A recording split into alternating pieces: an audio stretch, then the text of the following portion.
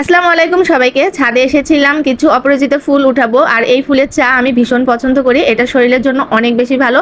আর গাছের মধ্যে অনেক ফুল হয়েছে, কিন্তু সেই ফুলগুলো উঠানো হচ্ছিল না, আর পচে যাচ্ছিল, কারণ এখন নিয়মিত বৃষ্টি হচ্ছে, আর বৃষ্টির কারণে যেগুলো ফুলগুলো শুকিয়ে যাচ্ছে সেগুলো সেখান থেকেই পচে যাচ্ছে।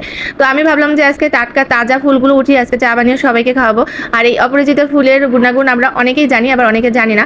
তো এই ফুলের একটা অনেক বড় উদাহরণ আপনাদের সামনে তুলে ধরবো, এবং আপনারা যারা একটু প্রাকৃতিক জিনিস পছন্দ করেন তারা এই ফুলটা নিয়মিত খাওয়ার চেষ্টা করবেন। তাতে করে আপনার শরীরের বিভিন্ন জিনিস আপনার দেখবেন যে কন্ট্রোলে চলে আসছে। আপনার প্রায় 50 থেকে 60% অনেক প্রবলেম সলভ হয়ে যায়, কারণ এই ফুলটা শরীরের জন্য অনেক উপকার, আর সেটা আমি নিজেই ব্যক্তিগতভাবে অনেকভাবে প্রমাণিত পেয়েছি। করোনার ঠিক মাঝামাঝি সময়ে আমার নানুর ক্যান্সার ধরা পড়ে, আর সেই ক্যান্সারের কারণে তাকে বিভিন্ন প্রসেসিং দেরি হয়, এবং সে যখন চেন্নাইতে যায় তখন তাকে একদম লাস্ট স্টেজে বলা হয়, এবং সেই সময় নানু অনেক কষ্ট পেয়েছিল। আমরা সবাই, পরিবারের মানুষ সবাই কষ্ট পেয়েছি। তো আমি একবার একজনের কাছে পরামর্শ পাই, আমার নিজেরও অসুস্থতা বিভিন্ন রকম প্রবলেমের কারণে সে বলছিল যে অপরাজিতা ফুলের চা খান।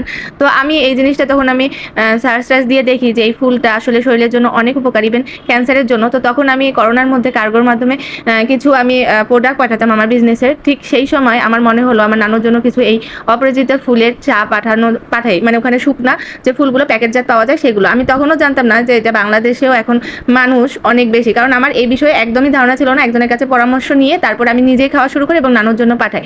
তো সে অলরেডি চেন্নাই থেকে কেমো নেওয়া শুরু হয়েছিল, তারপরে বাংলাদেশে এসেও কেমো নিচ্ছিল, কিন্তু চেন্নাই ডাক্তার সম্পূর্ণ তাকে বলেছিল যে সে আর বেশি একটা লাস্টিং করছে না।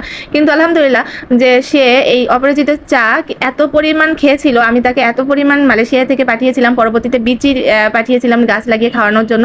তো অনেক দিন সে অনেকটা সুস্থ ফিল করছিল, এবং সে নিজেই আমাকে বলেছিল। তো তারপরে মানুষের হায়াত মহিতের কথা তো চেন্নাই ডাক্তার বলার পরেও সে প্রায় 2 বছরের মতো আমাদের মাঝে ছিলেন, এবং আল্লাহ তাআলা অশেষ রহমতে সে আমাদের মাঝে নেই, কিন্তু আমি নিয়মিত এই ফুলের চাটা খাওয়ার চেষ্টা করি এবং সবাইকে পরামর্শ দেই এই ফুলের চা অনেক উপকারী।